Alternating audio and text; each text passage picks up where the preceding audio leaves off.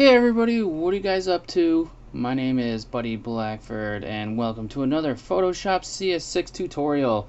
In this tutorial I'm going to show you how to import camera raw data files so that you can work on them in Photoshop. Now what I did is I got some free raw files off of this website here called rawsamples.ch, and then you can download a sample of a camera raw file from any of these types of cameras. And what a camera raw file is when you shoot in the highest quality on like your digital camera. So if you're shooting with like a Canon 5D or a Nikon D3X or something like that, any of these types of higher end cameras will shoot out these camera raw images that are used for higher end quality images. So what we're going to do is I'm going to open up one of these, and it brings up a whole different bunch of menus that are different when you're just importing a regular image. So I'm going to open up the camera raw file that I downloaded, and it was a Canon 5D camera raw image. So I'm going to open that up, and it brings us to this screen here where we can do a few things differently to our image and adjust it before we bring it into Photoshop. So the first things I want to show you here is the different tabs that we have over here on the right. So we've got our basic tab here that has a lot of color correction, what do we call them, properties, and different little sliders here that we can use to adjust how our image looks.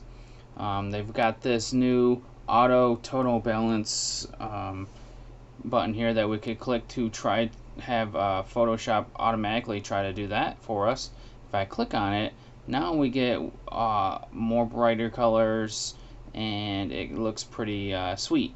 So that's something that you can mess with in here in Photoshop. There's a bunch of other tabs here. We've got tone curve that we can mess around with, detail, grayscale, and all these other ones that you should go through and click on to see what's inside and mess around with a little bit. Now I'll go over these in more depth in a later tutorial when we realize what everything means a little bit more, but that's what I wanted to show you quickly. Now there's a preview button up here that if you toggle it and untoggle it, you can see how the different balances, how your different properties have been modified and how they look. If you have it unchecked, it's just going to stay on what was regularly imported. Now there is a set of options up here where we have our zoom tool, our hand tool, where we can move this around if we needed to. So if I zoom in enough, I can use my hand tool to move around. We've got our color sampler and white balance tools here. Targeted adjustment. We got our crop tool. So there's a few different tools here that we can use to edit our photo here. And then we also have the zoom level down here at the bottom that we can use, and there's a couple presets here, and then we also have the fit view, which is handy. If I come down here and click on the file name here, I can change the color space, the bit depth, the size here, and some of the resolution and everything in here. And then I can check this to open up as a smart object if I would like, and I'll go over that stuff later on. So we can change all this stuff to what we want it to be. So I'll just hit OK. I'll just hit cancel because I didn't want to change anything. Now over here on our tabs over here, we also have the menu options here where we can load settings that we have saved. or save the settings that we have now to use on another photo, and other things such like that that we can save the defaults and everything like that. So that's how we import a image into the Camera Raw. Then if we like what we have going on, I can click on Save Image to save it to a location, and it defaults at the Save and Save location, which is pretty nice. And then you can add the document names and change the file extension. You can save it as a DNG, which is digital negative, and then we have the JPEG. Same thing again here. We've got our TIFF, and then we've got our PSDs.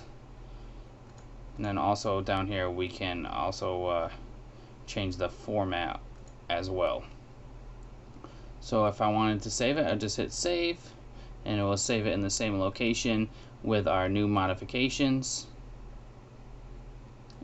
And then I could come down here to either open the image, or I can hit done, and it'll apply these changes, but it won't open the image for us in Photoshop. So let's open the image, and it brings it up for us, and now our image is imported with our new color correction tools on it. So that's how you start opening up Camera Raw files in Photoshop.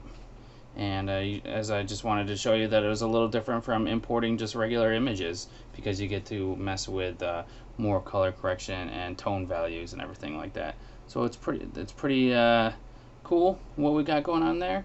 And I'm just gonna end the tutorial here, I guess. So thanks for watching this one, and we'll go more into depth about this later on. So thanks for watching. See you guys later.